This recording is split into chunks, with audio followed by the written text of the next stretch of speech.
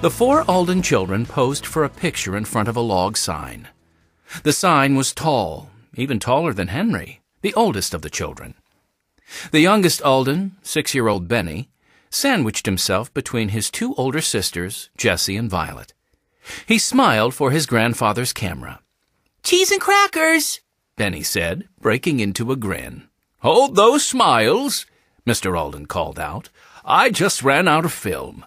Stay for a minute while I reload." Jessie said to Henry, Violet, and Benny, "Let's move aside so these other tourists can take pictures in front of the sign, too."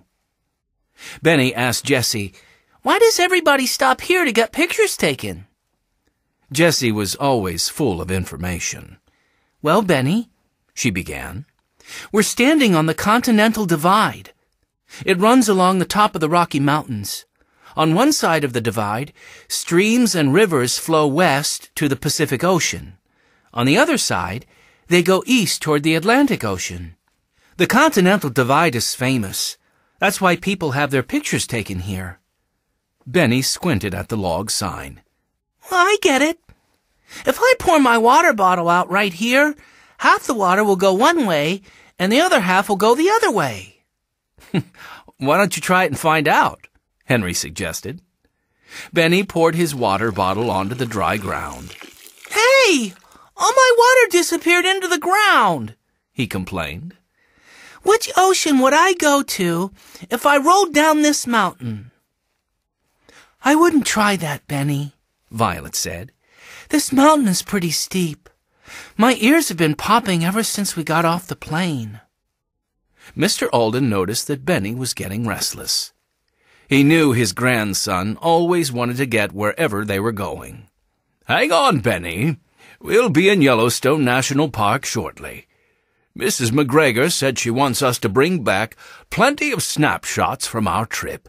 Let's stretch our legs a bit until it's our turn for pictures again." The Aldens strolled to the edge of the lookout where they were parked. In front of them, the Rocky Mountains stretched in every direction. Violet took a deep breath of air. "I love the smell of all these trees. I never saw such tall, skinny ones before." Benny wanted to be walking through the trees, not sniffing them. "I wish we could try out our new hiking boots right now on this big mountain." Henry gave Benny a friendly punch in the arm. "No chance of that. There's a chain across the trail. See the sign?" "Lost Cabin Trails Closed," Benny said, proud that he could read every word. Mr. Alden came over to see what Benny was talking about. What do you know? This is the end of a trail I hiked with my own grandfather when I visited Yellowstone as a boy. We never made it this far, though. I wonder why the trails are closed." "Maybe they're not." Henry pointed down the dirt path. "Look below. There's a backpacker climbing up this way, see? He's wearing a bright orange hat." The Aldens peeked over the edge to see who Henry was talking about. Mr. Alden removed his sunglasses to get a better look. "I'd like to have a chat with the fellow and find out what's going on with these trails. I'd give anything to go down a ways. I wonder if we're anywhere near the famous lost cabin." Violet was curious, too. "What lost cabin, Grandfather?" "Well, Violet, years ago, when I was about your age, I heard all kinds of stories about some California gold miners," said Grandfather. "They got stuck in Yellowstone because of an early snowstorm and had to spend the winter here.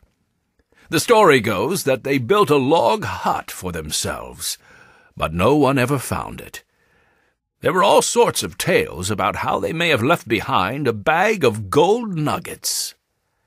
The children wanted to know more, but Mr. Alden had nothing else to share. "Maybe that hiker knows about the lost cabin," Benny whispered, when the man finally reached the lookout area. "Did you ever find the cabin, Grandfather?" Violet asked. "Oh, I'm afraid not," Mr. Alden answered in a disappointed voice. "We never had the right maps, or enough time.